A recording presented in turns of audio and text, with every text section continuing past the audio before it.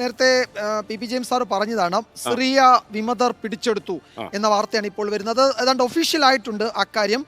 Bashar al Asad president രാജ്യം വിട്ടു എന്ന് ഏതാണ്ട് അതും ഏറെക്കുറെ ഉറപ്പിച്ചിട്ടുണ്ട്. അപ്പോൾ അവിടെ ഇനി എന്താണ് നടക്കാൻ പോകുന്നത്, സിറിയ ഏത് വഴിക്കാണ് സഞ്ചരിക്കാൻ പോകുന്നത് എന്നാണ് നമ്മൾ പരിശോധിക്കുന്നത്. വിശദാംശങ്ങൾ സരുൺ എ ജോസ് ആണ് ന്യൂസ് ഡെസ്കിൽ നിന്ന് നൽകുന്നത്. സരുൺ, സിറിയയിലെ രാഷ്ട്രീയ സാഹചര്യം അങ്ങേയറ്റം സങ്കീർണമാണ്, കലുഷിതമാണ്. ഏറ്റവും ഒടുവിൽ BBC അടക്കം പാശ്ചാത്യ മാധ്യമങ്ങൾ റിപ്പോർട്ട് ചെയ്യുന്നത് എന്താണ്? അപ്പോൾ വിമതരുടെ നിയന്ത്രണത്തിലേക്ക് പൂർണ്ണമായും സിറിയ വന്നിട്ടുണ്ട്. വിമതരുടെ സർക്കാർ രൂപീകരണമായിരിക്കും ഇനി അവിടെ അടുത്ത് നടക്കാൻ പോകുന്നത്, അല്ലേ?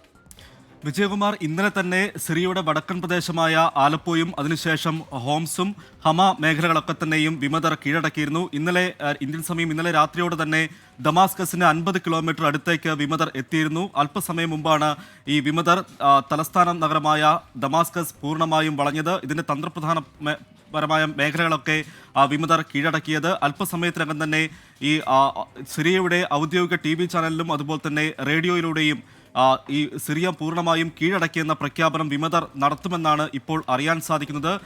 24 വർഷം സിറിയ ഭരിച്ച ബാഷർ അൽ അസദ് രാജ്യം വിട്ടു എന്നുള്ള റിപ്പോർട്ടുകളും ഇതിനിടയിൽ പുറത്തു വരുന്നുണ്ട്. അദ്ദേഹം എങ്ങോട്ടാണ് പോയതെന്നുള്ള കാര്യത്തിൽ ഇതുവരെയും സ്ഥിരീകരണം ലഭിച്ചിട്ടില്ല. ഏതായാലും കഴിഞ്ഞ 2011 മുതൽ തുടങ്ങിയ സിറിയയിലെ ആഭ്യന്തര കലാപം അതൊരു വഴിത്തിരിവിലേക്ക് മാറുകയാണ്.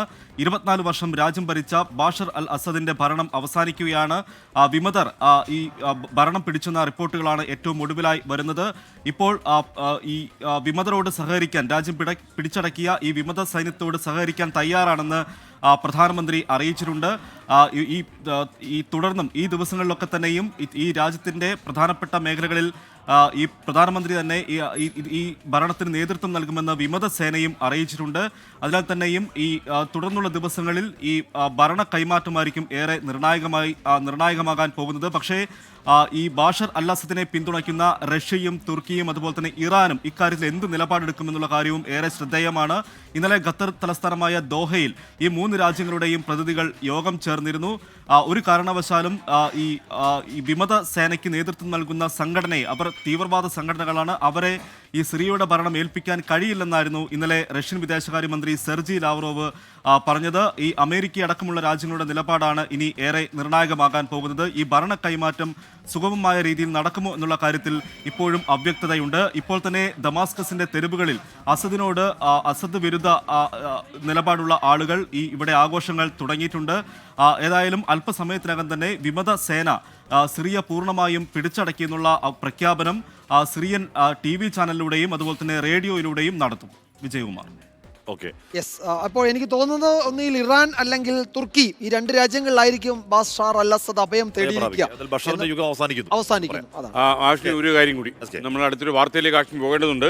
ഈ കക്കു ചോദിക്കുന്നു, നമ്മൾ ഈ പ്രഖ്യാപിച്ച 100 കൊടയുടെ കാര്യം. കൊട വിട്ട പരിപാടിയില്ല കേട്ടോ. 100 കൊടകൾ നാളെ മുതൽ നമ്മുടെ ഓഫീസിൽ നിന്ന് അയച്ചു തുടങ്ങുകയാണ്.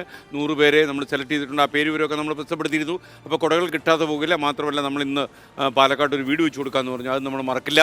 അപ്പോൾ നമ്മൾ വെച്ച് കൊടുക്കാമെന്ന് പറഞ്ഞ വീടുകളെല്ലാം വയ്ക്കും. അതുമാത്രമല്ല, കേരളത്തിൽ സമീപ ഭാവിയിൽ ചില നല്ല മനുഷ്യരുടെ സഹായത്തോടെ ആയിരക്കണക്കിന് വീടുകൾ നിർമ്മിച്ച് നൽകാനുള്ള ഒരു പദ്ധതിയൊക്കെ നമ്മുടെ മനസ്സിലുണ്ട്. അപ്പോൾ ആ പദ്ധതിയുമായിട്ട് ഈ 6-ാം കൊല്ലവേളയിൽ നമ്മൾ മുന്നോട്ട് പോകും. 7-ാം കൊല്ലത്തിലേക്ക്